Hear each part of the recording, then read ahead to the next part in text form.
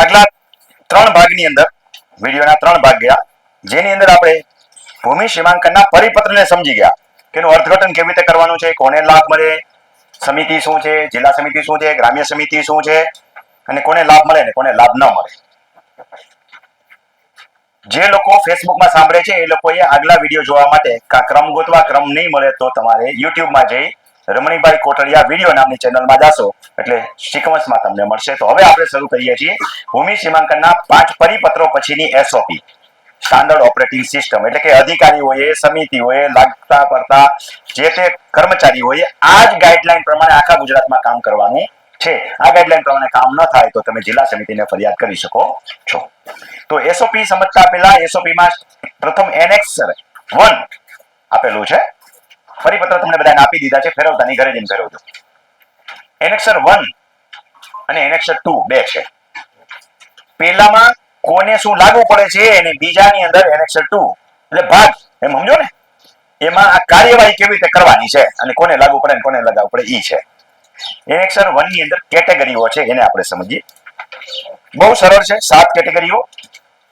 7 category એટલે શું કે આ જે પ્રશ્નો ઉભા થયા, જે ગૂંચવણા ઉભા થયા છે એને 7 ભાગમાં વેચી નાખ્યા કે સરળ છે ને એક બાજુ રાખો, મીડિયમ છે ને એક બાજુ રાખો, અઘરા છે ને અહીં રાખો, અતિ અઘરા છે ને અહીં રાખો, એવું કઈ સમજો.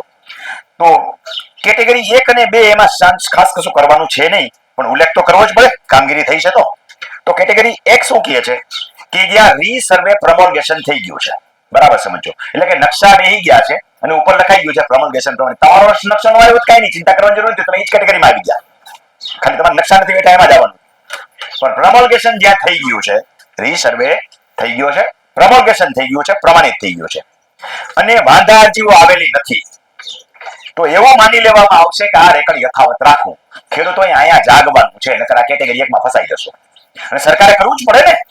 એને કેમ ખબર પડે કે તારું કબજા ફેર છે, તારું નકશા ફેર છે, તારામાં વાંધો છે કે નથી, આને ડાયાબિટીસ નથી તો એને મારી પાસે આવવું પડશે ને ડાયાબિટીસ ટેસ્ટ કરાવવા, તઈ ખબર પડશે ને આ ડાયાબિટીસ છે કે નહીં. પછી ખેડૂત ફરિયાદ કરશે કે મારું તપાઈશું નહીં, મારું જો. તું કેટેગરી 1 માં નીકળી ગયો, મળ્યો ગયો. તો દરેક ખેડૂત ધ્યાનમાં રાખે કે પોતાનામાં કઈ ખામી છે કે નહીં, પોતાએ ચેક કરી લેવાની. નહીતર કેટેગરી 1 નીચે નીકળી જશે. ફરીને કહું છું, કેટેગરી 1 શું કહે છે કે જ્યાં રીસર્વે પ્રમોલ્ગેશન પ્રમાણિત થયું છે, વાંધા અરજી આવેલી નથી, ત્યાં રેકર્ડ યથાવત રાખવું છે. એમ રાખવું દેખીતું છે, એ બધાને ચૂથવાન થતું નથી, પણ એમાં જ જાજા લોચા હશે, એને ખબર જ નથી. તો દરેક આવા ખેડૂતો મારો વિડીયો સાંભળીને જાગો કે તમારે કઈ લોચો છે કે નહીં તપાસો. કબજા ફેર અત્યારે આ વિડીયોમાં નથી કહેતો, થઈ ગયા હોય તો કેમ ખરાબ ચેક કરવા એ મેં ગઈકાલે શીખવાડી દીધું છે. એ જુઓ, દબાની જમીન તમારી હોય, માપને જુઓ, મપાવી લ્યો. ઘટી ગયું વધી ગયું એની સામે તમે કેટેગરીમાં નેક્સ્ટ કેટેગરીમાં આવો છો કે નહીં, 4 નંબરની કેટેગરીમાં, એ નક્કી કરી લ્યો, નકર તમે કેટેગરી 1 માં નીકળી જશો. હવે કેટેગરી 2 શું કહે છે? કેટેગરી 2 એમ કે જ્યાં પ્રમાણિત થઈ ગયું છે, પ્રમોલ્ગેશન જ્યાં પ્રમાણિત થઈ ગયું છે, વાંધા અરજીઓ આવેલી હતી અને નિકાલ થઈ ગયો છે, એને પણ રેકર્ડ યથાવત રાખવું જ પડે ને. પણ ન્યાય ખેડૂત ભૂલ કરે છે. નિકાલ સરકારે કર્યો છે, તને સંતોષ છે કે નથી? તો કે નથી, તો આ કેટેગરીમાં નથી આવતો, તું વાંધા અરજી નાખ તો નેક્સ્ટ કેટેગરીમાં આવી જાય. તું હું તો રહીશ તો આ કેટેગરીમાં તારું ગણકી ગયું. બહુ સીધી સાદી ભાષામાં સમજાવું છું કે જેનો નિકાલ થઈ ગયો છે, વાંધા અરજી આપી હતી મેં, વાંધા અરજીનો નિકાલ થઈ ગયો, હવે વાંધો નથી તો પ્રમાણિત થઈ જશે. પણ વાંધો નથી એમ કોણ નક્કી કરશે? આપણે નક્કી કરવાનું છે ને. આપણે નહીં નક્કી કરીએ તો સરકાર શું સમજશે? એમ જ સમજશે ને, કાનો નિકાલ થઈ ગયો છે તો રેકર્ડ યથાવત રાખવું, એમાં સરકારની કઈ ભૂલ નથી. પછી આપણે ટીકા કરશું, બબાલ કરશું કે મારું તો હરખું થયું નહીં. તારું હરખું નથી થયું, તારી ભૂલ છે કે તું હૂતો રહ્યો. મેં તાલીમ કેમ્પ શરૂ કરી દીધો છે. હવે જે મોડા આવે છે, મેં કીધું તું 8 વાગે હું શરૂ કરી દઈશ. 8 વાગ્યા પછી આવે છે તો વાક એનો ને. મેં જો 7:45 શરૂ કર્યું હોય તો વાક મારો. આપણે હુતારે હું તો આપણે આપણું ગુમાવશું. કોઈ ટકોરો નથી મારતો પહેલા વાળાઓને. હા, વળી એમ થાય કાઢી લીધા સાહેબ, કાકરી ચારો કરી લીધો. તો આ અહીંયા એ જ લાગુ પડે, સમજે છે?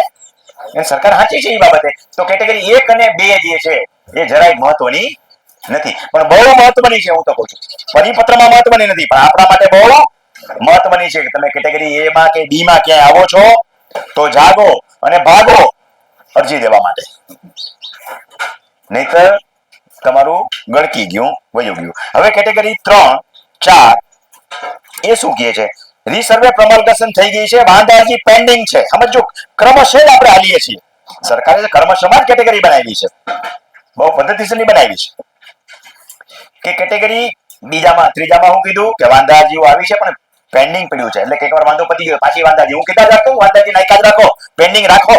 મેં ક્યારે એમ કીધું તું બંધ કરી દો એમ? અત્યારે બધા વિડીયો મેં શું કીધું છે કે દર વર્ષે એક વખત. પણ ખેડૂત શું કરે છે? 2015 માં વાંધા અરજી નાખી, 17 માં નાખી, 19 માં નાખી, હવે નથી નાખવી, તો તારું નીકળી ગયું. તે વાંધા અરજી નથી નાખ્યો હજી નાખ.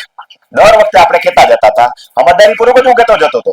આ આવશે એ મને નહોતી ખબર, પણ આનો ઉકેલ આ જ થાય કાયદા પ્રમાણે. એ તો હું સમજાવી છણાવટ કરી કહેતો હતો ને, પર્સન્ટેજ કાઢી કાઢીને કહેતો હતો.